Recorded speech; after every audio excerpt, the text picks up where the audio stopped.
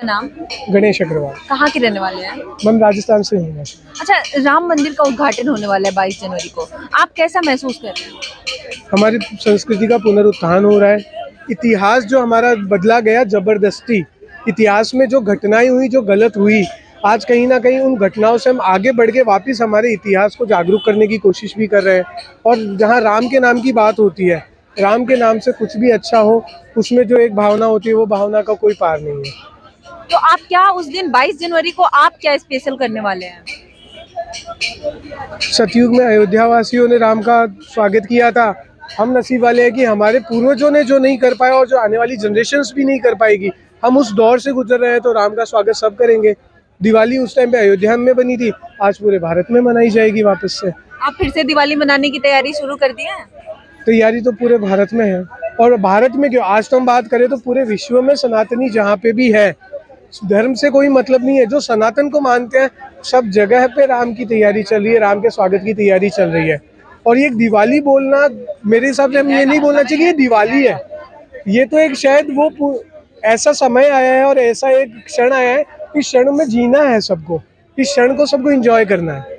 Sir, लेकिन विपक्ष तो कह रहे हैं कि ये सत्ता के लिए बीजेपी यूज कर रही है राम का नाम, राम का मंदिर। राम का नाम सत्ता के लिए यूज, अगर राम का नाम सत्ता के लिए यूज किया तो विपक्ष ने किया, कब से नहीं किया? एक बात बताइए, विपक्ष की पार्टी का एक नेता जाके राम मंदिर के ताले तोड़ देता है, किया, और उसी पार्टी के दूसरे नेता राम के अस्तित्व पे सवाल उठाने के लिए कोर्ट में केस चलाते हैं। तो राम के नाम पे किसने राजनीति की?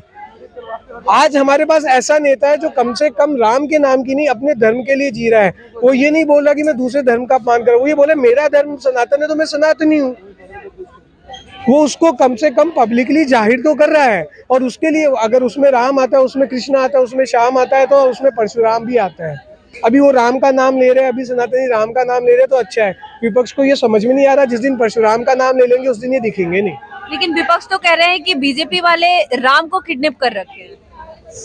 राम जी को किडनैप कर रखा है, उनको जो भावना है ना कि क्रेडिट लेने वाली, एक बात बताइए, क्रेडिट लिया नहीं जाता, क्रेडिट दुनिया देती है। आज हम मोदी जी की बात करते हैं, बीजेपी की बात करते हैं कि राम मंदिर का क्रेडिट जा रहा है, तो जा रहा है, देने वाले कौन है? जनता है। जनता ने देखा है कि बीजेपी ने सरकारें गंवाई अपनी राम मंदिर के लिए। कांग्रेस की इतनी औकात नहीं है कि चलिए राम मंदिर के लिए छोड़िए, वो बड़े तुष्टीकरण में जीते हैं, उनके लिए कहीं ना कहीं एक मस्जिद के लिए वो अपनी सरकार गिरा के बता दे, वो बोल दे एक बार कहीं पे भी, केजरीवाल बोल दे। अभी दिल्ली में एक मजार बुलडोजर से हटाई गई है ना, केजरीवाल अगर इतने ही मुस्लिमों के, मैं मुस्लिमों से बोलता हूँ आज की डेट में, केजरीवाल अगर इतने ही तुम्हारे हितैषी है, केजरीवाल को बोल दो अपनी सरकार गिरा दे, और सेंट्रल को बोल दे कि अगर ये मजार वापस ना बनी तो मैं सरकार गिराता हूँ। क्या हिम्मत है? नहीं है। आप राम मंदिर बनने का श्रेय किसको देना चाहते हैं? किसकी वजह से राम मंदिर बना? अभी देखिए, राम मंदिर का श्रेय तो उन लोगों को जाता है जिन्होंने बलिदान दिया, ठीक है, जिन्होंने त्याग किया, अपनी पूरी जिंदगी भी न्यौछावर की है। और हम बात करते हैं हमारे सन्यासियों की, सभी की, और हाँ, मोदी जी उनमें से एक है, क्योंकि राम मंदिर के मुद्दे से वो भी बाबरी विध्वंस से पहले से जुड़े हुए हैं। तो अगर ये बोलना चाहते कि मोदी जी प्रधानमंत्री, बीजेपी क्रेडिट ले रही है, नहीं, वो तो इस मुद्दे से बहुत पहले से जुड़े हुए हैं।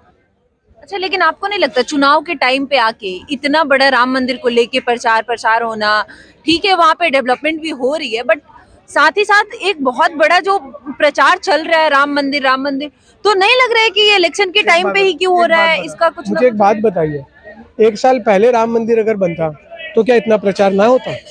तो क्या आप दिवाली ना मनाते? तो एक साल पहले मैम, क्या आप जगह ईंट लगा रहे थे या विपक्षी जगह ईंट लगा रहे थे? कौन बना रहा था? बनने में समय लगता है, एक साल बाद ही करते। तो एक बात अभी मंदिर तो पूरी तरह से कंप्लीट भी नहीं। उन्हें समझना चाहिए कि ये शास्त्रों का गणित है, यहाँ पे मुहूर्त से काम होता है। 84 सेकंड का प्राण प्रतिष्ठा का मुहूर्त निकला है, उन्हें ये नहीं समझ में आता है ना, क्योंकि कुछ लोग इटली के खून से ताल्लुक रखते हैं, कुछ जो है लेफ्टिस्ट विचारधारा के हैं। उन्हें एक बार बोलिए, आइए कभी सनातन में, बताते तुम्हें मुहूर्त कैसे निकाले जाते हैं। वो जी रहे हैं 2024 में, हम 2072 से आगे बढ़ चुके हैं। जब उन्हें ये समझ में आएगा तो सवाल उठाना बंद कर देंगे कि चुनाव के कारण हो रहा है या नहीं हो रहा। अच्छा, आपको लगता है इससे भारत की कुछ अर्थव्यवस्था पे कोई फर्क पड़ेगा? मैम अभी इकोनॉमी की एक रिपोर्ट आई है पर एक दिन पहले न्यूज़ चैनल्स में कि पूरे इंडिया में इस दिन मतलब 22 को ये पूरा जो एक हफ्ता जा रहा है राम मंदिर राम जी की प्राण प्रतिष्ठा के कारण जो पूरे भारत में लोग जश्न मनाएंगे उसके कारण 50,000 करोड़ की इकोनॉमी एक नई क्रिएट हो रही है इस दौरान। और उसके बाद की इकोनॉमी में फ़र्क नहीं पड़ेगा मैम, टूरिज्म में बढ़ेगा नहीं क्या? आज वहाँ पे ऑलरेडी इतना डेवलपमेंट हुआ है, कितना रोज़गार मिला हुआ है, आगे क्या रोज़गार नहीं मिलेंगे? वहाँ पे इतने होटल्स डेवलप होंगे, एयरपोर्ट हो गया है, रेलवे स्टेशन इतना बड़ा हो गया है। इतनी कैपेसिटी क्या दिखाने के लिए बनाई है? 10,000 से 1 लाख की कैपेसिटी दिखाने के लिए नहीं बनाई है। जब वो 1 लाख की कैपेसिटी आएगी तो यानी कि वहाँ की इकोनॉमी भी 10 गुना होगी और वही इकोनॉमी पूरे भारत में आनी है आगे। तो मैम इकोनॉमी में बहुत बड़ा फर्क होता है। कहीं ना कहीं कांग्रेस अभी है ना मनमोहन सिंह जी को भूल गई। समस्या ये है, उन्हें उनसे राय मशवरा करना चाहिए, शायद वो इकोनॉमी समझा दे उन्हें। सर, क्या करने वाले हैं 22 जनवरी को? आप कैसे स्पेशल बनाने वाले हैं? पहले तो एक सनातनी और भारतीय संस्कृति के नाते मैं बोलता चाहता हूँ दिल से दीपोत्सव मनाएंगे। और जो सनातनी भारतीय संस्कृति वाला आदमी फॉलो करने वाला वो पूरे विश्व भर में दिल से दीपोत्सव मनाएगा। एक बहुत ऐतिहासिक फैसला सुप्रीम कोर्ट द्वारा लिया गया है। नींव रखी है दूसरे लोगों ने, लेकिन मोदी जी को भी सराहा जाना चाहिए। और देखो विपक्षियों की तो मैं एक बात बता दूं, विपक्षियों की सियासत लोगों को समझ में नहीं आती, ना उनके पास चेहरा है ना दर्पण। देखो मोदी जी और विराट कोहली की सिमिलरिटी क्या है पता है? विराट कोहली क्रिकेट के मैदान में उतरते हैं ना तो अच्छे बॉलरों के पसीने छूट जाते हैं। मोदी जी चुनावी मैदान में उतरते हैं तो विपक्षियों की रणनीति गारंटी वारंटी। राम जी का मंदिर कोई बीजेपी का बपौती नहीं है, उसको ऐसे सत्ता के लिए इस्तेमाल कर रहे हैं बीजेपी वाले। देखो India is known for spirituality. Bharat ऋषि मुनियों योगीस की भूमि रही है। भारत कैसे जाना था? हमारी सनातन संस्कृति, हिंदू धर्म की संस्कृति के धार्मिक स्थलों के से जाना जाता है। तो आप इतने सालों से धर्म पे छेड़छाड़